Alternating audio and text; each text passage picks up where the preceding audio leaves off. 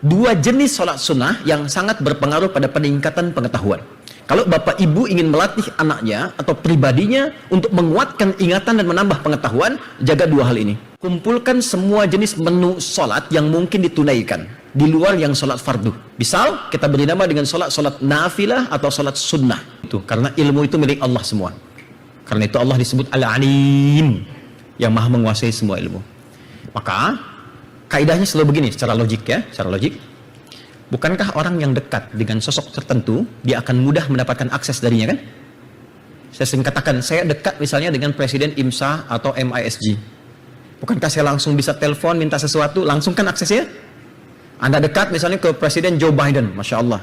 Telepon, langsung dapat akses ya?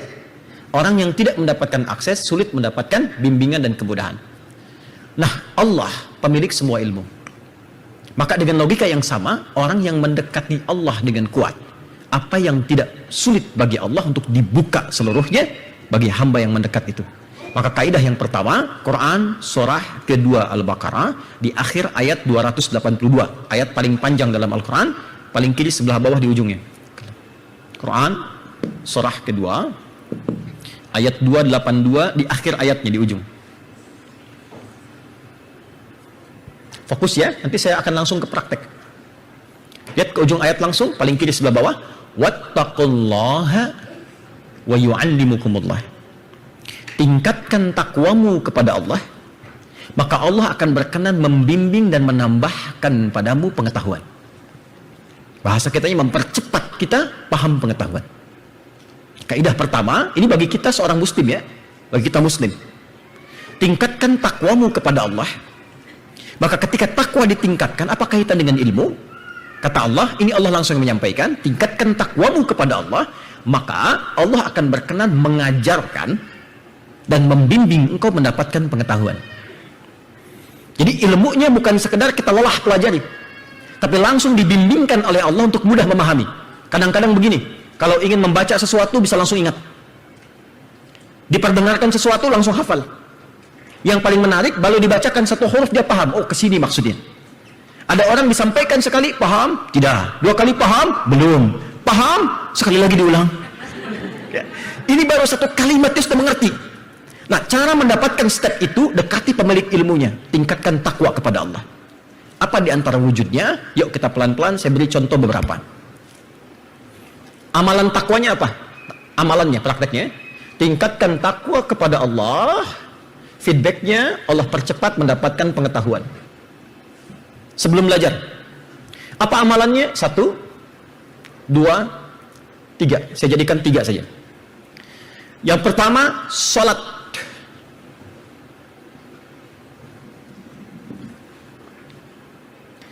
Spesifik. Kalau Anda ingin lebih, jangan cukupkan pada yang standar. Yang standar itu yang 5 waktu. Ya. Rumusnya 2-4-4-3-4. Subuh, zuhur, asar, maghrib, isya. Itu standar. Jadi kalau Anda ingin melebihi standar, tambah dari yang standar. Maka kumpulkan, ini rahasia cepatnya, kumpulkan semua jenis menu sholat yang mungkin ditunaikan di luar yang sholat fardu. Misal, kita beri nama dengan sholat nafilah atau sholat sunnah. Spesifik, ada dua jenis sholat sunnah yang sangat berpengaruh pada peningkatan pengetahuan. Kalau bapak ibu ingin melatih anaknya atau pribadinya untuk menguatkan ingatan dan menambah pengetahuan, jaga dua hal ini. Pertama, sholat tahajud. Tahajud.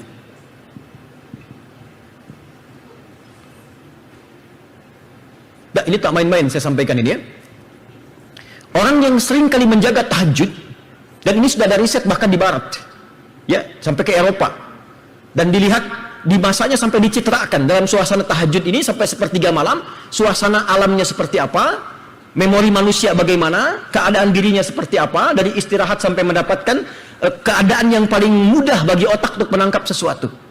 Nah, ternyata dalam Quran ada isyarat-isyarat bagi orang yang rajin menunaikan sholat malam, Allah akan mempercepat ia mendapatkan kemudahan dalam menangkap sesuatu. Isyaratnya, misal untuk praktek tahajudnya di Quran, surah ke-17, ayat 79 sampai dengan 81. Kalau bisa sampai 82-nya, sampai ke ilmunya. Lalu untuk tambahan ke pengetahuannya, Quran surah 73 Al-Muzammil ayat 1 sampai 20. Pelan-pelan. Aqimis salata liduluki syamsi ila ghasaqil laili wa Qur'an al-fajri inna Qur'an al-fajri kana mashhuda. Itu yang standar 78. Kalau Anda mau tambahkan ayat 79-nya, wa minal laili fatahajjad bih, dan dari sebagian malam, minnya sebagian, gak harus banyak dulu. Kalau sekarang subuh jam 5.45 misal, Anda boleh mulai dari setengah 5, jam 5. Kalau belum terbiasa, dekatkan ke fajar supaya nggak terlalu lelah. Ya, apa bedanya qiyamul lail dengan tahajud? Kalau qiyamul lail itu bangun malam pada umumnya, mau tidur dulu mau tidak itu bangun. Contoh, setelah Isya saya sholat 2 rakaat, saya tak mau langsung tidur. Saya aktivitas, sebelum tidur saya sholat. Tapi di waktu malam selain sholat fardu, itu nama umumnya qiyamul lail. Jelas? Tapi kalau Anda tidur dulu, lalu setelah tidur bangun di malam harinya, aktivitas yang dikerjakan bangun dari tidur di malam hari disebut dengan hajada. Ha, jim, dal.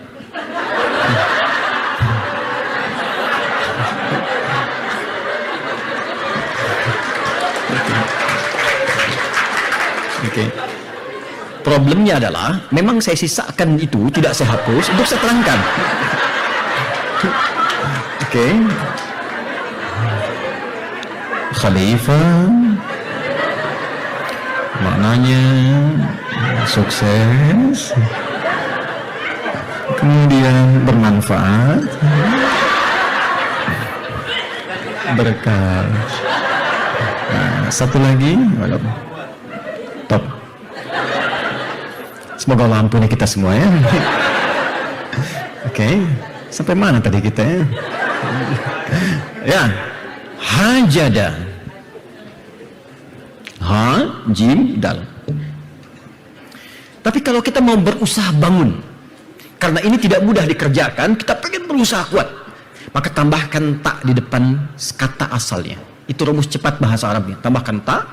Tak ini menunjuk kesungguhan, usaha yang kuat. Dan kalau bersungguh-sungguh ingin melakukan, tapi tantangannya nggak mudah. Kadang udah berusaha, tetap terlelap. Kadang minta dibangunkan, tetap gak bisa bangun. Tapi kita ingin berjuang mengatasi itu, tambahkan tasydid sebelum huruf akhirnya. Tahajjada, ya tahajjadu, tahajjudan. Ya. Makanya kalau kita pengen bangun jam setengah 5, jam 4.30, kadang kan alarm jam 3 kan? Alarm pertama jam 3.00, alarm kedua 3.30, alarm yang ketiga jam 4:15. Ya. Alarm pertama untuk mematikan alarm kedua matikan alarm ketiga siap-siap begini kan, begitu sadar jam 5 kan, ya pengalaman ya. Oke, biasa. Itu biasa. Makanya Allah sudah maha tahu, makanya pakai ta dan tasdid dalam jim. Fatahajjad bi, bangun tahajud. Nafilatan lak, ini memang sunnah, bukan wajib. Tapi Allah akan berikan 4 kemuliaan yang tidak diberikan pada yang tidak tahajud. Tuan-puan, bapak ibu, sholat fardu, khusyuk, tapi tak tahajud, tak dapat 4 ini. 1. Asa ayyab'athaka rabbuka maqaman mahmuda. Dengan tahajud itu, ada wasilah untuk mendapatkan maqam mahmuda. Allah akan mengangkat ke tempat yang tertinggi dan terpuji. Ya, apapun itu bentuknya. Wa qur rabbi adkhilni mudkhala sidqin. Yang kedua, akan dibimbing beraktivitas dengan cara yang benar. Yang ketiga, wa akhrijni mukhrajas sidqin. Kalau punya kesulitan, dibimbing keluar dengan cara yang benar. Tak harus nyogok, tak harus berkata yang tidak bagus, dibimbing. Yang keempat, kalau dia diganggu, diusuli, dijahili, waj'alni min ladunka sultanan nasira. Akan langsung dilindungi Allah tanpa perantara. Tapi poinnya bukan itu. Wa qul ja'al haqq wa zahaqal batil innal batila kana zahuqa. Langsung masuk ke ayat 82. Wa nunazzilu minal qur'ani ma huwa syifaa'u wa rahmatul lil mu'minin wa la yazidu zalimina illa khasara. Dan pada saat itulah dia membaca Al-Qur'an. Saat tahajud dia baca Qur'an. Bacaannya dikonfirmasi di Qur'an surah ke-73 ayat 1 sampai 20. Ya, faqra'u ma tayassara minal Qur'an. Nanti di ayat yang ke-6-nya, inna nasyi'atal laili hiya asyaddu wat'aw aqwamu qila. Kalau engkau bangun di malam itu, engkau bacakan, apapun yang engkau pelajari, apapun yang engkau baca, itu akan melekat kuat dibanding waktu-waktu yang lainnya. Jadi kalau kita mulai dengan tahajud dulu, minta kepada Allah, maka kondisi keadaan hati dan pikiran kita akan disiapkan oleh Allah supaya cepat menerima pengetahuan yang kita pelajari. Karena itu kalau bapak ibu coba anaknya bangunkan, minta baca misalnya jam 5. Minta belajar jam setengah 5. Saya punya teman mufti di Syria namanya Dr. Hasan al-Bash. Ahli perbandingan agama, dia dari segi keilmuan lebih di atasnya Ahmad Didat. Jadi kalau kami diskusi itu sampai ke dalil, sampai ke macam-macam saat di Tripoli, itu kebiasaan beliau bangun malam, setelah itu menulis. Itu ingatannya, ilmunya luar biasa, tajam sekali. Ya, nah ini silahkan Anda cek riset-riset di Eropa. Orang yang bisa bangun seperti itu, Allah akan siapkan keadaan dirinya, kata Allah. Dibuat nyaman, tenang fikirannya, tentang keadaan dia. Lalu kalau dia mau interaksi dengan ilmu apapun, cepat akan dia peroleh dan melekat kuat pada dirinya. Itu satu, ya, tahajud. Yang kedua, duha. Salat duha. Duha dibagi 3. Awal duha, pertengahan duha, akhir duha. Awal duha itu kurang lebih 1 jam setelah subuh. 1 jam setelah subuh kalau dikonversi, ya, namanya syuruk. Syuruk itu awal duha. Syuruk awal duha. Man shalal ghadata fil jamaati, siapa yang salat berjamaah subuh, ya, atau dia tunaikan di masjid kalau ada masjid, ya, kemudian thumma yaqudu yadhkurullah, dia enggak langsung pulang, zikir dulu kepada Allah. Thumma yusalli rak'ataini fi biyatid duha, dan dia salat 2 rakaat di awal duha, namanya syuruk. Ya, fakana alaihi ka ajrin hajjin wa umratin, dia mendapatkan pahala semisal haji dan umrah. Pahalanya, ya, bukan sudah haji. Ingat pahalanya. Nah, ternyata selain mengondisikan kita salat menghadap Allah, salat duha juga menyiapkan diri kita untuk memudahkan menerima pengetahuan. Ya, kami dulu dibiasakan sebelum masuk kelas pagi-pagi itu salat dulu. Salat 2 rakaat. Tahajud selesai, mau berangkat sekolah, kadang sampai sekolah, ya, kita ambil mampir ke masjid, salat 2 rakaat. Saya punya pengalaman saat uji tesis. Jadi secara singkat, alhamdulillah, mau diuji, saya datang ke masjid dulu, salat 2 rakaat, baca selesai. Jadi begitu masuk, mau ke ruang ujian, teman-teman yang lain ditanya semua, ada yang setengah jam, 1 jam dan sebagainya. Saya masuk ditanya, ma makna manhaj? Ma makna minhaj? Saya bilang, Syekh, laisa minhaj, wa innama manhaj. Manhaj itu begini, begini, begini, minhaj begini, begini, begini. Oh, hafal alfiyah sedikit, tapi mau bait yang mana? Saya bilang. Baik, udah 2 pertanyaan. Penanya yang kedua, mau tanya? Tidak. Tanya ketiga, mau tanya namanya siapa? Dari mana? Ketawa-ketawa kita, 5 menit selesai. Begitu keluar, teman saya tanya, kenapa ketawa? Saya bilang, ya, pengujinya ketawa, masa saya bersedih? 5 menit saya dapat A+. Jadi yang ditanya cuma 1 pertanyaan saja, tapi kita jawab secara komprehensif, selesai. Dan saya menulis tesis itu cuma dalam 4 hari, 500 halaman. Ya, 500 halaman. Jadi saya datang hari Jumat, ada revolusi di Tripoli itu, kami pulang ke Indonesia, saya tamatkan diplom S2 di Libya, kemudian saya ambil yang S2 terakhirnya di UIN, Sunan Gunung Jati, datang hari Jumat, diminta proposal tesis. Saya bilang, saya belum ada, izinkan saya kembali hari Senin. Jadi saya pulang, datang, masuk ke kamar, saya mengasuh pesantren, di kamar khusus, saya diam di situ, saya sholat, kemudian saya coba tuliskan. Hari Senin jadi 500 halaman, saya pulang, berangkat ke Bandung, saya bawa, saya setorkan. Ya, kemudian diperiksa, selesai. Saya selesaikan dalam 3 bulan S2 saya. Ya, kemudian baru saya tinggalkan 6 bulan di sidang, selesai. Nah, sekarang saya ngambil yang ketiga, S3 kedua. Sekarang analisis bahasa Al-Quran 30 juz. Nah, yang paling menarik adalah, yang ingin saya kembalikan ke sini, ini sangat berpengaruh. Jadi saya pesan pada Bapak Ibu, anak-anak itu yang dahulukan sholatnya. Bukan hanya akhlaknya akan jadi baik, akan dibuka oleh Allah kecerdasannya. Dan mohon maaf, yang memulai sholatnya, jangan tekankan anak dulu, bapak ibunya dulu. Bapak ibunya. Karena gini, nanti ada transmisi kesolehan yang Allah turunkan dari hasil kebaikan orang tua ke anak. Contoh, Bapak Ibu kenal Imam Al-Bukhari? Tidak. Ya, langsung aja tidak ya, biar nggak lama gitu ya. Al-Bukhari itu bukan nama asli. Al-Bukhari itu bukan nama asli. Nama aslinya Muhammad. Punya bapak namanya Ismail, punya kakek namanya Ibrahim, kakek buyutnya Al-Mughirah, yang buyutnya Al-Bardizbah. Tinggal di Kecamatan Ju'fah, Kabupaten Bukhara, Provinsi Khorasan, negara Uzbekistan sekarang. Nah, dulu kalau orang bukan Arab, datang ke Arab, dia kenalkan nama daerahnya. Untuk menunjukkan Islam sudah datang ke tempat saya, ini buktinya saya masuk Islam. Maka rumusnya, tambah A di depannya, ujungnya I. Dia dari Kabupaten Bukhara, beliau katakan, Ana Al-Bukhari, saya dari Kabupaten Bukhara.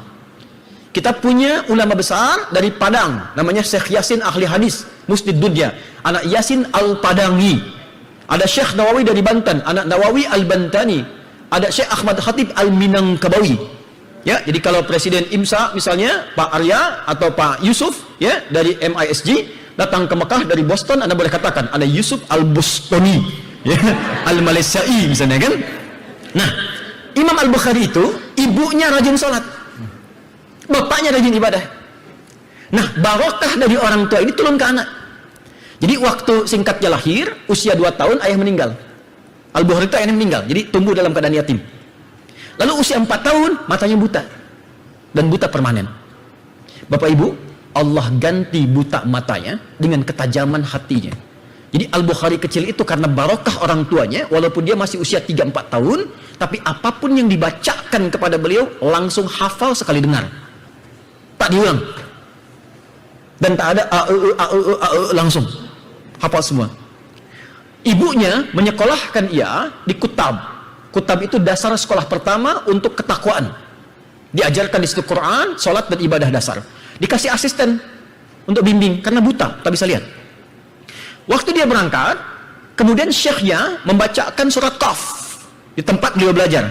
Beliau yang paling kecil, yang lain sudah dewasa semua. Ya. Begitu selesai, syekhnya iseng mengatakan, "Man hafidha?" Siapa yang sudah hafal? Al-Bukhari kecil dengar langsung angkat tangan, "Syekh, hafidtu an dhahri qalbi." Saya sudah hafal dalam kepala saya.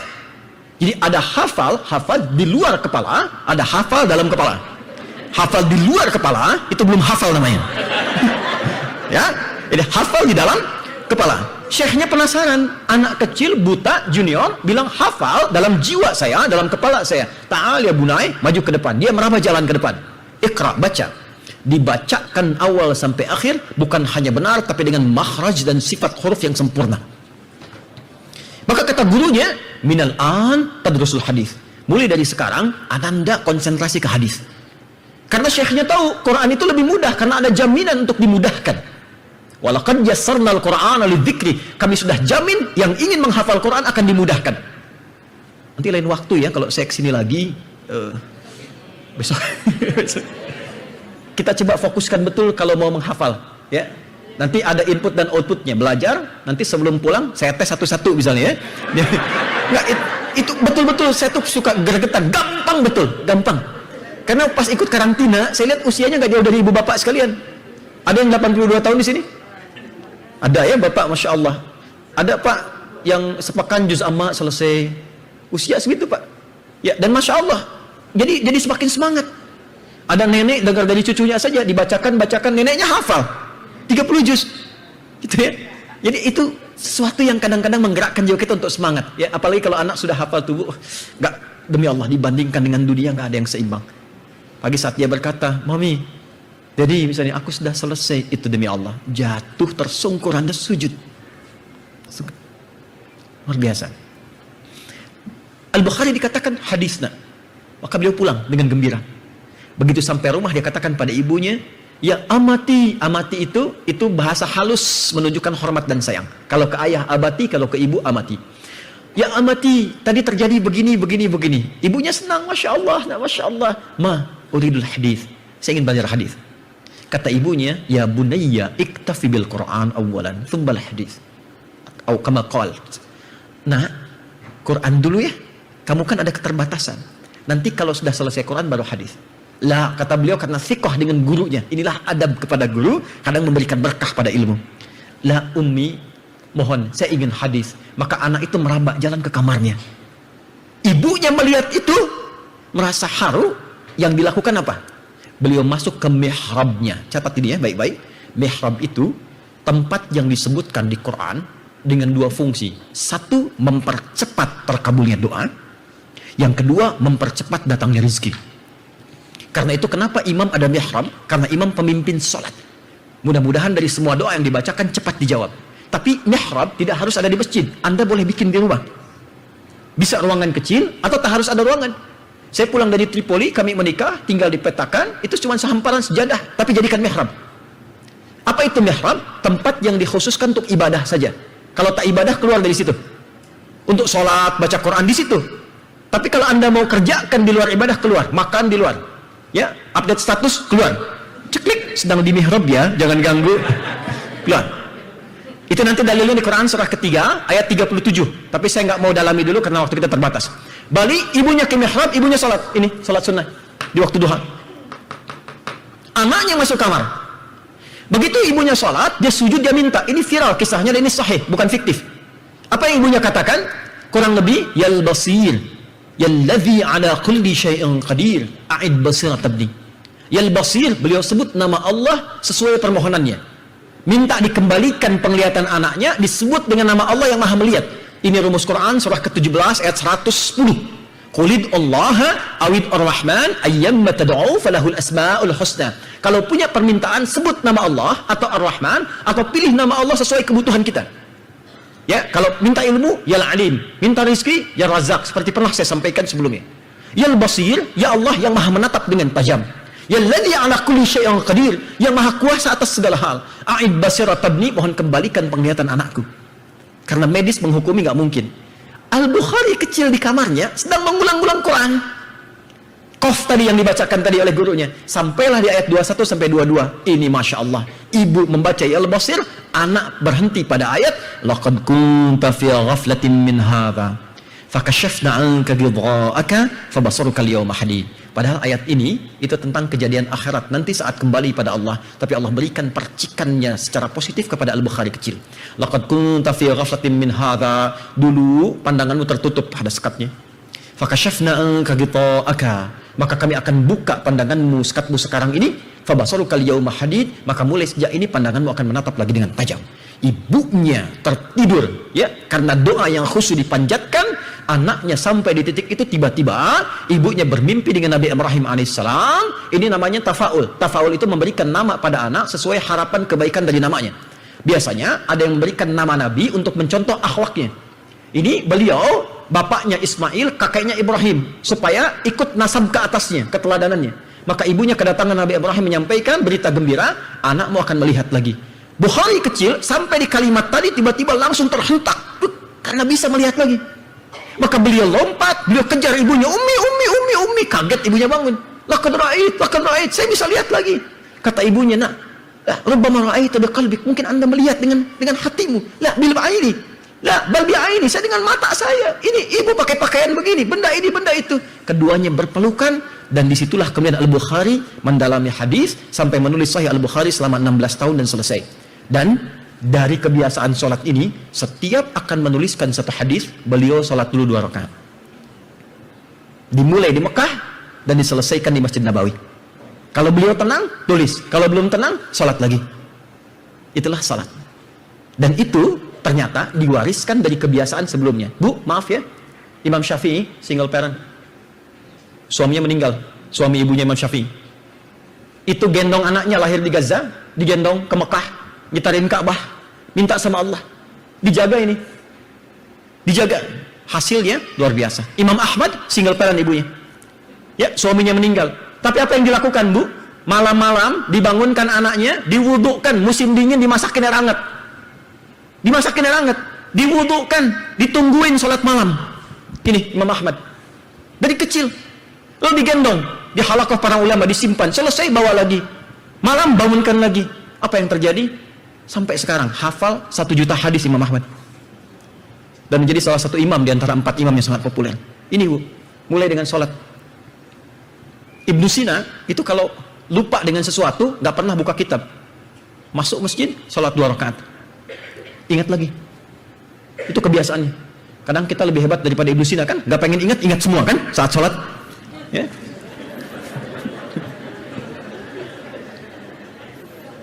Dua, saya percepatnya, sedekah. Ketiga, Al-Quran. Saya tempatkan pada bagian akhir yang paling tinggi. Sedekah, tapi diniatkan untuk mendapatkan percepatan pengetahuan. Contoh paling hebat tentang kisah sedekah, Imam Nawawi Al-Bantani. Imam Nawawi itu kalau sebelum belajar, masuk kelas ke gurunya, beliau selalu sedekah. Dan beliau niatkan, ya Allah, saya niatkan untuk mempercepat pengetahuan dan tidak ingin melihat aib guru saya. Itu adabnya. Jadi kalau ingin belajar, jangan menyoal guru. Dan saya sempat praktekkan ini saat saya di pesantren. Ya, walaupun dengan terbatas, kita praktekkan, hasilnya luar biasa, Bu. Demi Allah saya katakan. Dan ketika menyoal guru sampai sekarang, kadang-kadang sulit untuk mengingat. Tapi kalau kita praktekkan dengan benar, sampai sekarang, saya masuk pesantren tahun 97. Sekarang, mata pelajaran apapun yang diingat sesuai dengan konsep ini, demi Allah, sampai sekarang mau lupa susah. Saya belajar tajwid, kitabnya Hidayatul Mustafid fi Ilmi Tajwid. Saya belajar hari Rabu, saya baca jam 2 di terasnya Pak Kiai Miskun Asy-Syatibi. Bunyi kitabnya At-Tajwid Lughatan Al-Ityanu bil Jayyid wa Istilahan ilmun yurafu bihi qaum mustaqim min sifati wal mududi wa ghairi dhalika katarqiqi wa tafhim wa nahwihima ma ghayatu ilmi tajwid ghayatu bulughun nihayati fi itqan lafdhil qur'ani alamatu luqiyya min al-hadrath an-nabawiyyati afsahiyyati wa qila ghayatuhu sawnul lisani al-khata'i fi kitabillah ta'ala. Saya tak tahu maksudnya apa dulu, tapi sampai sekarang dia nggak mau keluar. Sampai notasi musik itu saya belajar tahun 97. Karena belajar, saya tidak terlalu akrab dan tidak terlalu senang dengan musik. Saya tidak tahu cara main gitar, misalnya apa, apalagi drum, dan saya nggak bisa. Tapi saya riset untuk menemukan hukum musik. Itu saya pelajari notasi itu tahun 97. Sampai sekarang mau lupa susah. C, D, F, G, A, B, C, G, B, C, D, F, G, D, F, G, A, B, C, D, A, B, C, D, F, G, A, F, G, A, B, C, D, F, G, A, B, C, D, F, G, A, B, C, D, F, G, A, B, C, D, F, G, A, B, C, D, F, G, A, B, gitu ya. Yang gitu tuh cepat sekali. Dan nanti menarik malam-malam.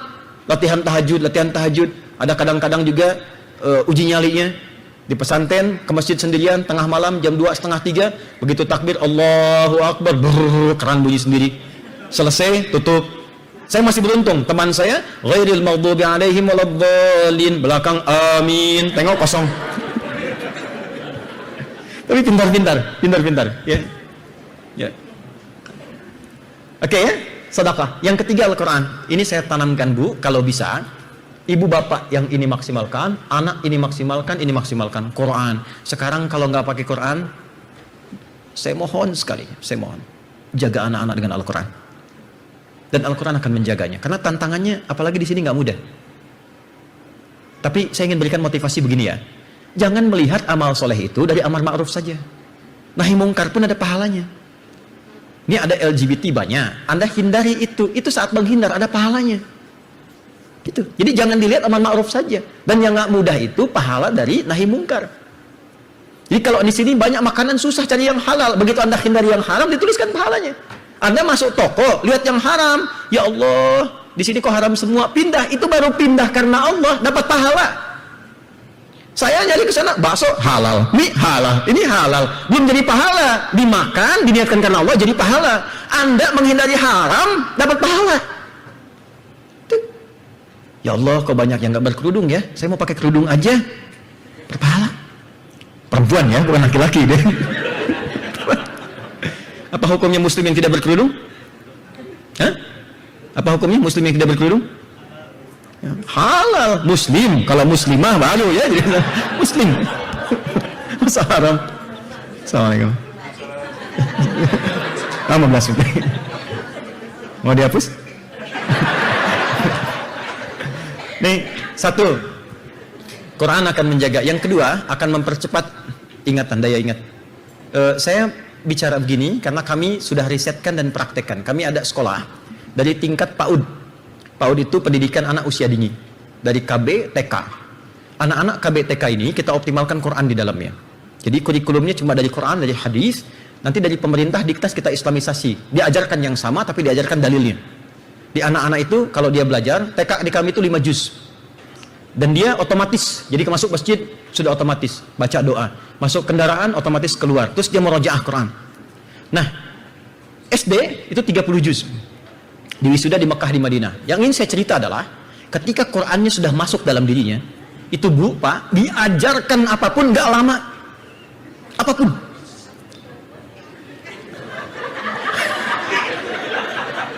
Gak apa-apa. Ya. Boleh. Ya, terserah antum. Ya Allah. Ya, makasih ya. Nanti tulis sendiri ya. Jazakallah khair. Perhatikan, fokus ini. Dia ajarkan apapun cepat. Yang paling menarik begini, jangankan pengetahuan Bu, Pak. Itu ada anak ya, ada anak di sekolah kecil sekali. Dia cuma ngelihat. Kata orang hack apa hack ya? Dia lihat ke YouTube, perhatikan, cek. Lalu apa yang dia lakukan? Dia ikuti itu, dia bisa menghack Pak. Anak awal dini di SD. Ada lagi anak yang melihat sketsa orang begini, dilihat. Jadi mirip.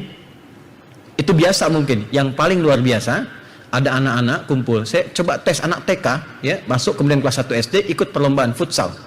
Mereka itu belum pernah ikut-ikutan kayak gitu dan belum pernah main bola macam-macam seperti itu. Baru pertama kali. Saya cuma kasih tahu, nah, caranya begini. Tendang pakai kaki ke gawang yang sana, jangan dipegang. Yang jaga gawang di sini boleh pakai tangan. Jangan sampai kemasukan. Masukin ke sana, tendang aja sebanyak-banyaknya ke sana. Ya, jaga yang di sini. Instruksinya simpel seperti itu. Menang di final 5-3. Dan hampir semua lomba itu dapat apa saja. Ternyata risetnya ditemukan oleh orang Maroko yang tinggal di London sekarang. Orang yang hafal Quran menurut catatan beliau itu bisa meningkat kecerdasannya 3 kali lipat dibandingkan orang biasa. Kalau hafalannya benar, ingat itu. Kalau hafalannya benar. Kalau cara menghafalnya kurang benar, ya mungkin ada penjagaan pada dirinya. Tapi untuk peningkatan kecerdasan bisa berjalan sedikit lebih lambat dari yang standar. Tapi naik. Nah, kenapa katanya bisa meningkat kecerdasan? Karena di Quran itu ada 52.000 kosakata. Orang yang semakin banyak menghafal kosakata, semakin terasah otaknya untuk menangkap sesuatu. Itu riset yang berlangsung di London beberapa tahun ke belakang. Ini untuk praknya. Lanjut. Halo? Teruskan dulu pelan-pelan ya. Setelah itu pindah ke Quran surah 58 ayat 11, mulai belajar. Kan ini pengondisian dulu, pra belajar. Kalau sholatnya sudah enak, Quran sudah ada dasarnya, nanti kalau sudah belajar ya bisa bersamaan sambil dipraktekkan. Ya, sedekah itu nggak harus dilihat banyak ya. Niatkan untuk belajar itu, jangan lihat nilainya. Ya, $1 atau misalnya setengah dolar, ya berapa sen, silahkan, nggak ada masalah. Ya di Indonesia saya katakan 1.000, 2.000, nggak ada masalah. Ya, misal setengah ringgit di Malaysia dan seterusnya. Niatkan aja, yang penting niatnya. Allah tidak lihat banyaknya, Allah lihat niatnya. Jelas ya? Baik, setelah itu terkondisikan pada diri kita, mulai belajar. Yang pertama dilakukan adalah memperbaiki niat saat belajar. Ini adabnya. Quran surah ke-58 ayat 11.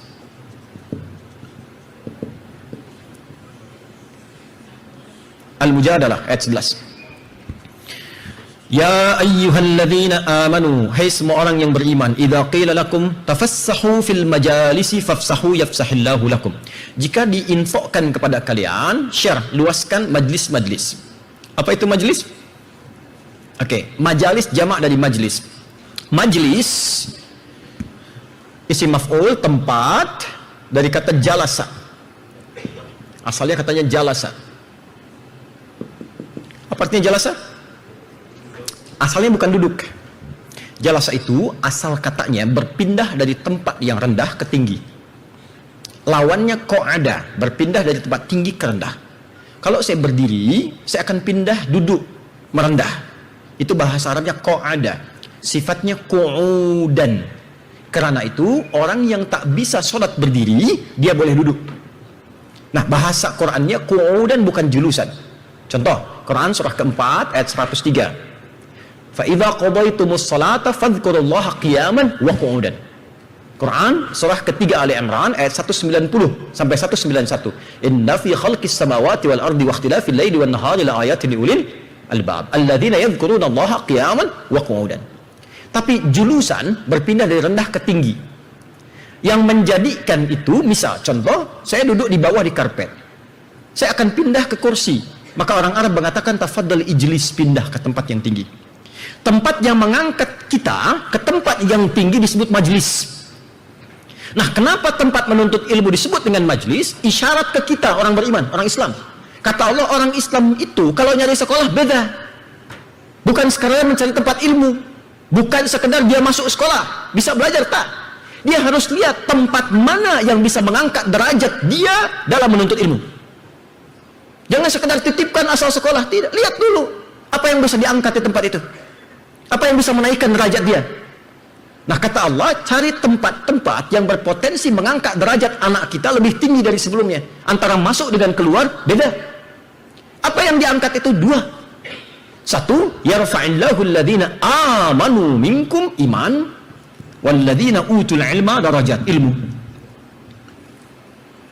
Nah, jadi kalau bapak ibu ingin carikan sekolah untuk anak-anaknya, cari dua sifat ini. Orang beriman itu akan mencari ini, kata Quran. Cari sekolah yang bukan hanya meningkatkan ilmunya, bukan membuat pandai saja ilmu meningkat, tapi imannya pun mesti meningkat. Cari sekolah yang mengajarkan ilmunya naik, imannya pun naik secara bersamaan. Apa yang menaikkan iman? Diajarkan sholat, diajarkan Quran, diajarkan berbakti kepada kedua orang tua, supaya ada keseimbangan antara ilmu dengan maslahatnya, ilmu dan akhlaknya. Jangan sampai nanti ilmunya bagus, pintar dia, tapi karena nggak ada iman, ibu nggak punya investasi, bapak nggak punya hasil dari situ. Sudah tinggi-tinggi, sudah sepuh, sudah investasi banyak, tak diperhatikan oleh anak. Padahal anak sukses, ilmunya banyak, pekerjaan hebat, gaji banyak, tapi Anda tak dirawat. Bahkan yang paling menyedihkan, maaf sekali, di Jakarta itu dulu saya datang dari Tripoli, ada kasus Pak Ibu,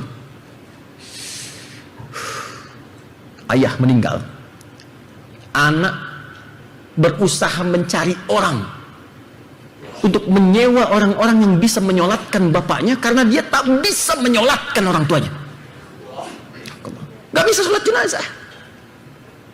Saya sedih sekali, saya bilang, ya Allah, ini ibu yang mengandung, melahirkan, ayah merawat, nyekolahkan sampai pintar, kaya, aset banyak, bapak meninggal, nyolatkan aja gak bisa. Terus di titik itu apa yang mau disesali? Kan pada akhirnya, maaf ya, kita menginvestasikan anak itu kan supaya dapat sesuatu di masa depan. Dan bukan cuma di dunia, di akhirat dapat apa? Jadi ada untuk kebaikan anak, ada kebaikan untuk orang tua. Perhatikan apa yang terjadi ketika iman tidak ada. Zina mudah dilakukan, mudah memilih sekarang, saya pengen jadi seperti perempuan saja, pengen laki-laki saja. Apa yang membentengi itu? Iman. Karena itu walaupun sekarang ada di Amerika, cari tempat-tempat yang bisa menyeimbangkan ini. Saya sedang riset sekarang serius tentang hadis-hadis akhir zaman dan ayat-ayat akhir zaman yang bisa menjaga, membentengi dari kesulitan-kesulitan di akhir masa itu. Cuma ini, iman dan ilmu.